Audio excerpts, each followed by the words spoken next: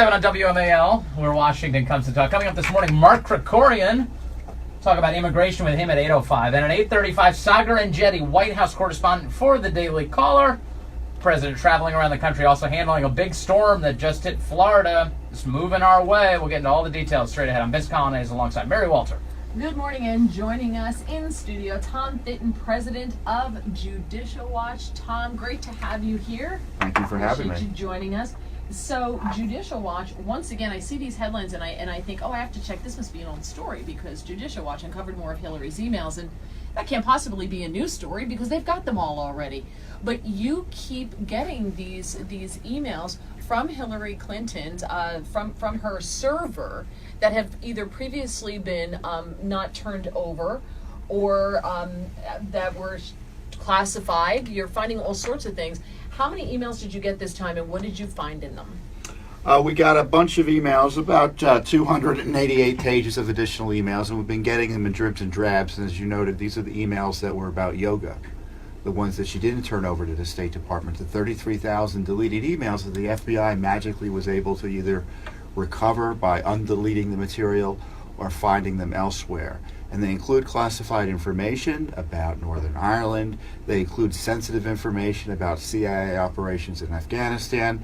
They show Sidney Blumenthal, who is kind of a shady character associated with the Clinton world, who was so bad the Obama White House didn't want him working at the State Department, nevertheless was secretly advising Hillary Clinton, including sending her classified information because we couldn't get the information because it's classified in email she sent us, or the State Department sent to us. And on top of that, you also have Bill Clinton writing her speeches as well, or helping draft her speeches. So it was all hands on deck for Hillary Clinton. And, you know, these emails show classified information generally. Prior information we've received show the interplay of the Clinton Foundation getting favors for donors and others through the State Department.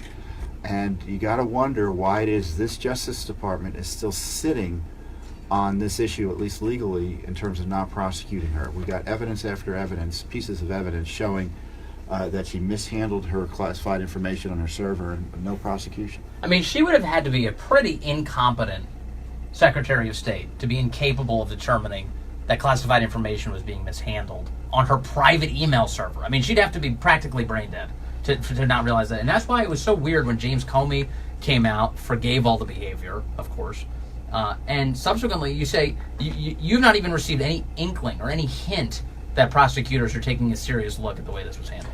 You know, that's to me the big question. I don't understand why the media doesn't pursue this. Is what is Jeff Sessions and Director Wray's position on what Comey and Lynch did in terms of not prosecuting Hillary Clinton? Do they agree that the law could be upended the way they did and no prosecutions occur?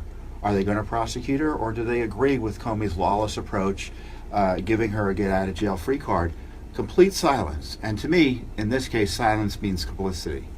But Cheryl Mills is mentioned in this. Some of these emails went back and forth with Cheryl Mills. But wasn't Cheryl Mills given immunity?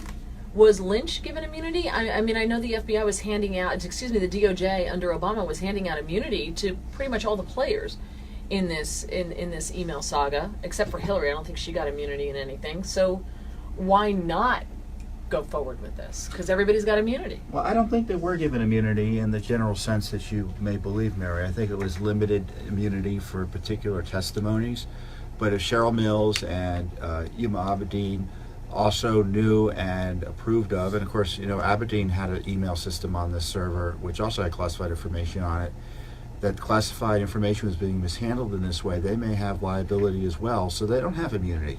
And that's one of the reasons I think they don't want to move against Hillary Clinton, because there are a lot of other people they'd have to move against over this extreme mishandling of classified information. Remember, dozens of emails, dozens of pieces of information, including, we already know, 20 plus emails that include the highest levels of classification were present on this server. And she had an obligation personally to make sure this was done. She had what is called original classification authority.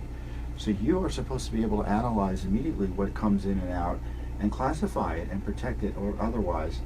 And the email shows she didn't give a rat's tail about that Right. when warned about it. And she has senior staff who are moving information from classified environments into unclassified environments and communicating it with her on, again, a private server, which seemed pretty susceptible to cyber attack. I know you're battling the government actively. I mean, it's not just getting these documents out yesterday. You have court hearings, what, today and tomorrow? What's going on here? Yeah, 2 Clinton email court hearings. One today on this effort to get all of these emails. The government hasn't turned them all over to us, the State Department. There's information that's withheld. We may have to fight to get that additional information out of them. For instance, what were her communications with Barack Obama? I don't think we've seen any of that. And then tomorrow we have a case in our Benghazi investigation, which has been impacted by this because Hillary's emails. We're asking for her testimony under oath in person. So the judge finally is going to take a look at that tomorrow and see what next. It isn't over for Hillary Clinton. I love that. I love that it's not over for Hillary Clinton, because I think most of us figure, nothing's going to come of this. It's old. She's not president. Who cares? Come on. I don't know why you're bothering with this. She's not president. Yeah, Trump, that's an argument for government Well, secrecy. she's a powerful politician Yeah. who's now advocating and inciting violence this week. So I think there always needs to be accountability for the powerful in this town. All right, we've got more with Tom Fitton coming up, 7:43 on WMAL.